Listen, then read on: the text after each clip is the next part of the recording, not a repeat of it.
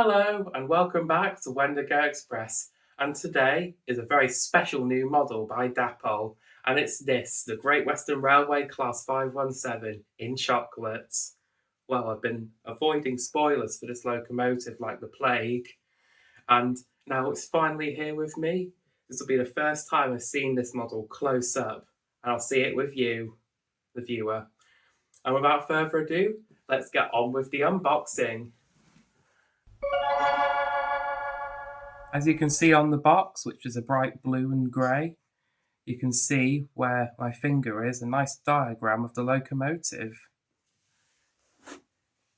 Yeah, not many of these left in shops.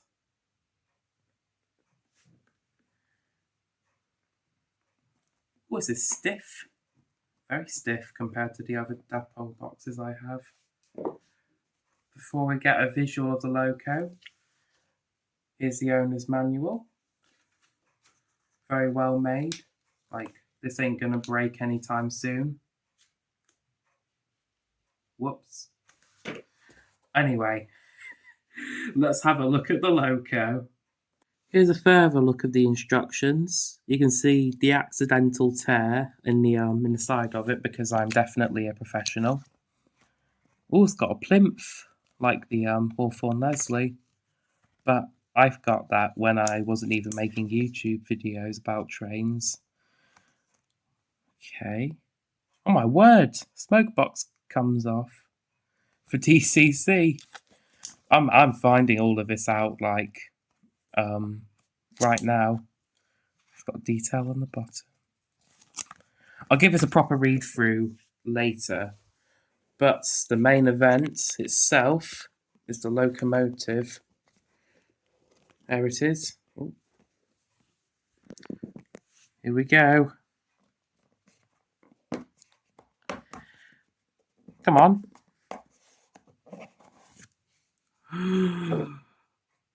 Oh,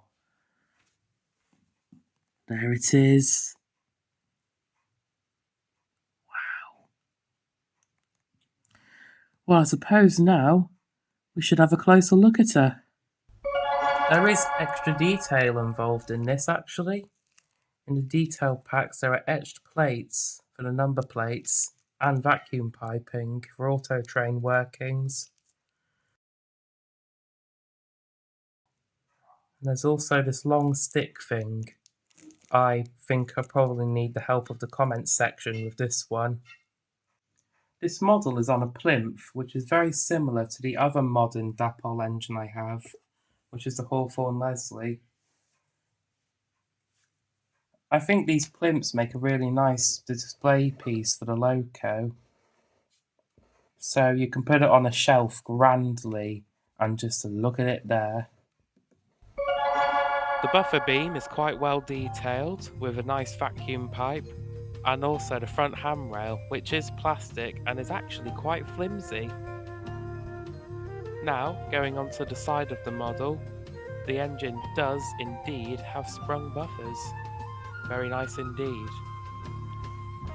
They do have num couplings as well, but they are not kinematic, they are fixed. Now, onto the side of the splasher and the wheels. The wheels are very nicely lined in that chocolate and yellow, and the sandboxes are very nicely picked out and painted too. Like nothing, no stone is left unturned in this one. And the coupling rod is also bare metal. The running plate is a little bit warped, but if you're not looking for it, you wouldn't notice it. It is also plastic, not metal, with like a thin wire, which is also plastic, on the side of it, which is prone to bending, so watch out for that.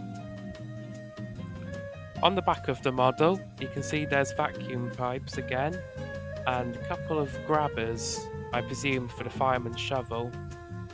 Sprung buffers on the back again. Now, moving up to the roof of the engine, there are handrails which are separate and metal, plastic whistles on the front, which aren't as shiny as the electroplated parts, which is a shame. speaking of which, the dome is electroplated and probably is the nicest part of the entire thing. You can see me on the back of it too. Then the safety valve cover is samely electroplated and looks flipping awesome. The water filler caps also look lovely, and the boiler is die cast, but the rest of the model is plastic, unfortunately. Thought now would be a good time to say that the chassis is also die cast. To the chimney, it's copper, a nice copper chimney. That's all I have to say. Yeah, you also get a better visual of that sort of broken off part on the front of the handrails. If you take a look inside the cab, you can see all of the detail in there is separate, all lovely painted, same sort of colour as the whistles. The floorboards are also picked out in a wooden colour, and the regulator is a separate piece as well. You can also see that the windows at the rear of the model are also separate parts. Not bits, parts. The handrails are also separate and wire metal. And something that really tips this model over the edge is the valve gear is represented, separately fitted and painted on this model, which I was absolutely not expecting for the price. In all, this model from Dapol really shows its great value. It's one of the greatest models I think I've ever bought, if not the best, in terms of detail. Although a little plasticky, like that flimsy handrail guard at the front, for example, and the plastic whistles. But other than that, it's great work by Dapol.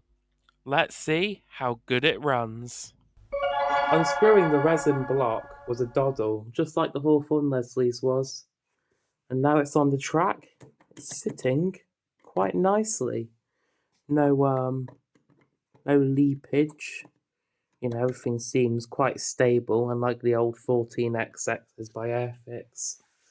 Also, on the underside of the model, you can see that there is actually detail of the valve gear, which is absolutely incredible.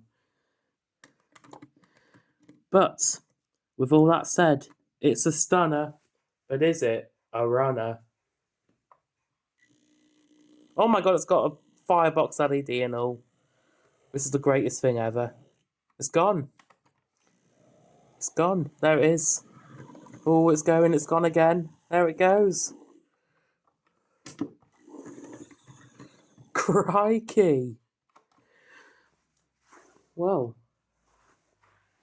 Wow. So that was unexpected. Nobody said anything about a firebox LED. Maybe I wasn't reading it properly. Let's do a bit of talk. Oh yeah, it's strong. It's very strong. Here's a better look of the LED in the firebox. Wow. That is slightly bonkers. Just slightly. And the final thing you need to test before running in is the points test. How well does it handle it? Here we go. Oh, lovely. Oh my goodness. I thought it'd be good, but I didn't think it'd be this good. Well, without further ado, let's run her in. Backwards, yeah. What does Dapol recommend? Hang on.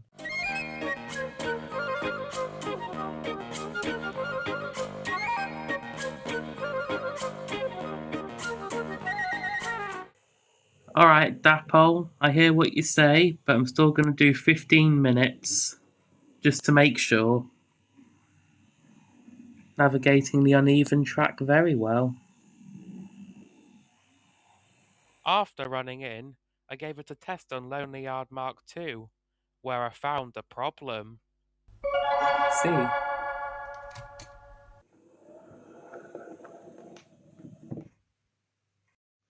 Derailed.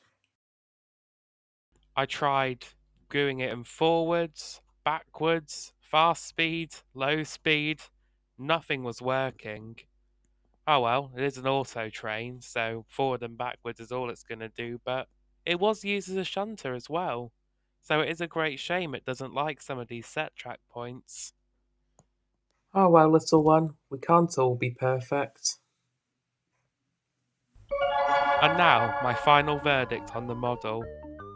It is absolutely stunning. Like, the paintwork on it, the chocolate and the lining, it looks amazing, the electroplated dome, but it does have its drawbacks. It's very plasticky, like the Hawthorne Leslie, the last Dapol model I have, excluding the auto coach, had a metal running board and wire handrails, but this one does not, which is interesting. Yeah, it's it's a very good model. It's absolutely fantastic, but it's not quite perfection. And I will be fitting etch plates to this as soon as possible as well. That'll be it for this edition of Wendigo Express, and I'll see you in the next one. Goodbye!